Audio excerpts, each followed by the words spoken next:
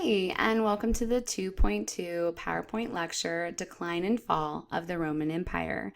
For this lecture, you will need your copy of your blue notes, you will need 2 highlighters, and you will need something to write with. So if you don't have those things, then push pause now and go get what you need and come on back. For those of you guys that are ready, you'll notice that the title is already on your blue worksheet notes, The Decline and Fall of the Roman Empire. However, your EQs are not down for you yet, and you'll notice on your blue worksheet there's no lines for them. So where you're going to write your 2 EQs is in the upper left-hand corner of your blue worksheet. Okay, upper left-hand corner of the blue worksheet. I'm going to go ahead and move on. So you're going to push pause and get those EQs down. And when you're ready to keep going, come on back. Okay, remember that in this PowerPoint on any slide, whether I remind you or not, if something is in red and you write it down, you need to bust out that super duper important highlighter color because all that red information usually shows up on a test or a quiz. Okay, so make sure you highlight it with the right highlighter. Also, you'll see yellow underlined words throughout this PowerPoint. If something is a yellow underlined word, like internal problems on this slide, you want to make sure that when you write it down, that you bust out that summary vocab highlighter and you underline it with your vocab highlighter color so that you know you need to include that word or phrase in your summary if you want full credit once you write the summary for these notes. Okay, so keep that in mind. All right, so up to this point, we've been talking about Rome, and so far, Rome has been large and in charge, and you did not mess with it. But if you've ever looked at history and civilizations, you know that every civilization will ultimately come to an end sooner or later, and Rome is no exception. One thing you do want to realize, though, is that Rome doesn't fall in a day. It doesn't fall in a few days or weeks or months or even a few years, guys. It takes decades and decades for Rome to eventually fall. It is a very slow process. So keep that in mind as you're learning all the reasons why Rome does eventually fall. A lot of the reasons why Rome falls have to do with internal problems. Inside of Rome. It doesn't have to do with things going outside of Rome's borders for a lot of the issues that they're facing. A lot of problems they have that end up ultimately leading to the decline of Rome are happening right inside of Rome with the Roman citizens and the Roman government. Okay? Looking at question number 1, it asks you, when did Rome begin to decline? And you want to be putting around a year 100. Okay, that's a few decades after Jesus had come onto the scene and it started spreading Christianity. At this point in time, Christianity is an illegal religion in the Roman Empire. It's very slowly starting to spread and people have to worship in secret. Okay, so that's kind of where we are at this point in history when Rome starts to decline. Number 2 asks you, what is one of the reasons for the decline of Rome? We're going to go through a series of internal problems that Rome was facing. The first one we're going to look at is economic difficulties. So for number 2, you're going to be putting economic difficulties is one of the reasons why Rome fell. Okay, so the economy, stuff to do with money. All right, there's a lot of different money issues that are happening in the empire. One of them is that Rome stops expanding. Okay, the Roman Empire is so large, they're having a hard time maintaining it as it is.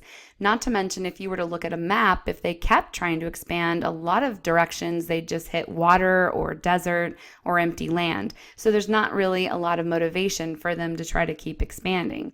But what that means is if they stop conquering new areas, which they've been doing since they've been in existence, okay, and then they finally stop conquering new lands, it's going to be the first time in Rome's history that there's going to be no new sources of wealth coming into Rome.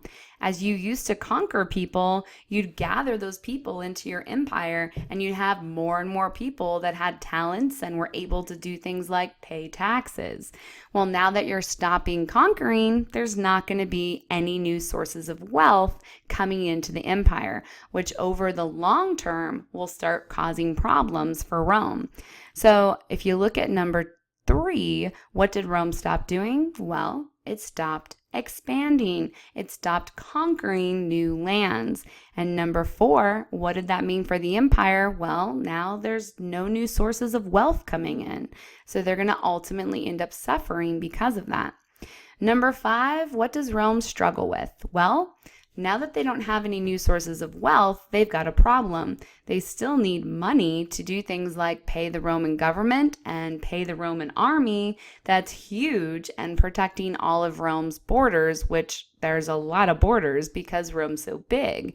So how do you keep all the roads and buildings and people and everything paid and up to date and doing well when you have no new sources of wealth coming in? Well, you look at your old sources of wealth that are already in the Roman Empire and you make them pay more.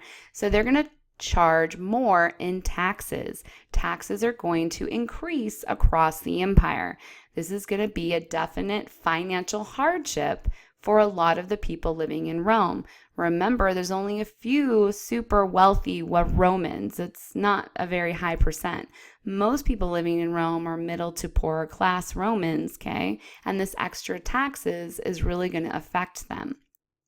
So number 6, what does the Roman government raise? Well, they raise taxes, okay? That's definitely going to cause an economic hardship for a lot of Romans. If you're not ready, make sure you push pause here and you underlined and highlighted everything you needed to, okay? But if you need more time, push pause because here we go. All right, what is the second internal problem that Rome is facing? Well, the second one is social difficulties, okay? Social difficulties, social problems.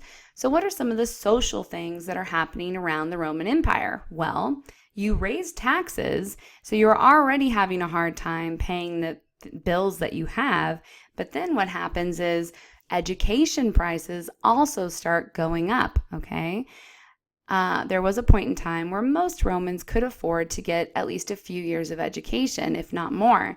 Well, you get to the point over time where the education in Rome becomes so expensive that really only the rich can afford tutors to educate their children, all right? Some of you guys think that sounds like a dream. Hey, no school, vacation every day. But really, think about that for a minute. If you never went to school, you wouldn't know how to do things like read or write or work in groups or use critical thinking skills. And that's going to definitely affect your life forever, right? So over time, again, it doesn't happen overnight, but over time, people are going to become more and more ignorant. Ignorant means they don't know what's going on. They are out of the loop big time, okay? They are not paying attention. A lot of this has to do with the fact they're not educated. And because they are ignorant, they're not paying attention to what's happening in Roman politics and in Roman life and society, which used to be a really big part of Roman culture. The people used to be excited about getting into politics and Roman civic involvement in new building projects and new things happening and the gossip about what's going on with all the richer Roman class and all that kind of stuff. People used to be involved in those things, and all of that stuff is falling away. It's dropping off.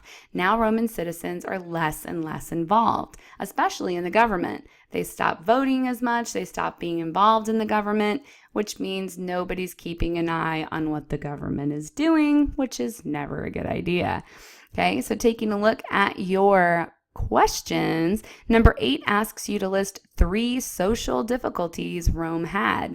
You should be talking about people being ignorant, not being involved in government, not being able to afford an education. Those are the kinds of things that you can write down for this slide. All right, if you're not ready, make sure you push pause.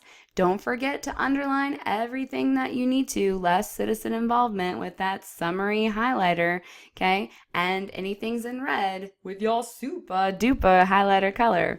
All right, push pause if you need more time because here we go. The third internal problem is agricultural decline, which is the answer to number 9. What's the third internal problem? Agricultural decline.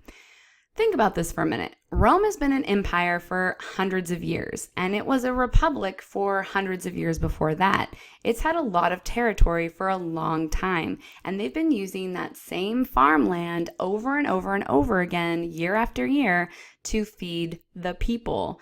Well, that means that the fertilizer, vitamins, nutrients, good stuff in the soil that's going to help the crops grow are all going to be used up, right? And the soil is not going to produce as good of harvests as it used to because it doesn't have enough nutrients in it anymore to support good plant growth, which means there's going to be a food shortage. Not good. Okay. Another thing is that Rome is one of the societies in our histories that used slave labor. And because of that, they weren't super concerned about ever trying to do anything to make the slave's life easier. Why do I care about that? Who cares about slaves? It was kind of how the Roman citizens felt. So the Roman slaves out there farming all day never really get new equipment. There's never any time invested in figuring out better farming technologies or better farming equipment or methods. And so as time progresses and the population had kept growing, they're going to have a really hard time keeping up with the supply and demand for food, which is going to cause inflation and prices to go up and all sorts of problems to happen. So because they have slave labor, that discouraged improvements in technology and farming. Okay. Number 10 asks you, why did disease and hunger begin to spread? Well, the crops aren't coming in as good, right? The soil is not healthy and it's starting to cause problems with the food. All right. If you're not ready, push pause because here we go. All right, this video clip will be available will be available right next to this lecture clip you're watching right now. Strongly recommend to always watch the video clips, guys, so take a look at this when you're done with the notes. All right, moving on to internal issue number 4, military problems, right? Military issues. Number 11, what was the 4th reason for the decline of Rome? Military problems or military issues. Okay. Despite raising taxes and trying to keep enough money around to pay the military, well, just because you raise taxes doesn't mean that people are able to pay the new increased cost of those taxes.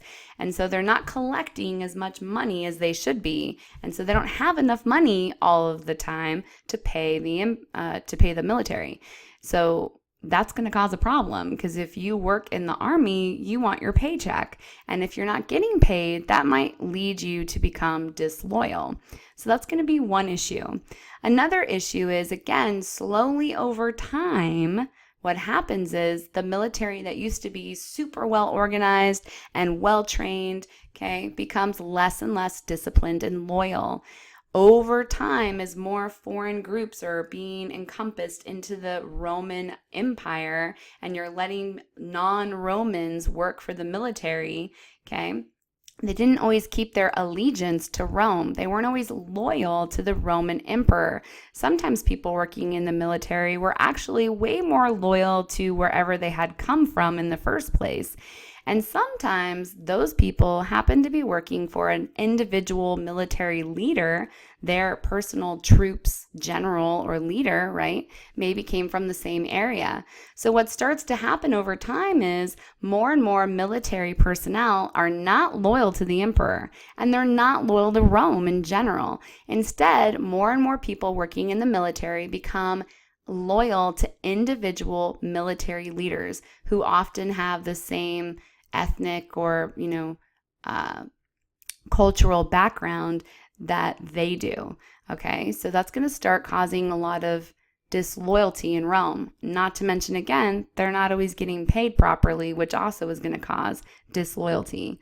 So if you look at number 12, it asks you, what did the Roman soldiers start to do? Well, they start becoming less disciplined and loyal, and they start to follow individual military leaders instead of actually following the Emperor of Rome. All right, this is going to be it for our part 1 of this PowerPoint. When you're ready, I encourage you, of course, to move on to part 2 so we can finish up this PowerPoint and your blue notes. Until then, I'll see you next time. Again, don't forget, if it was in red, highlight it with your super duper highlighter color. And if it was in yellow, make sure you underline it because those words need to be in your summary. All right, until I see you next time, have a nice day.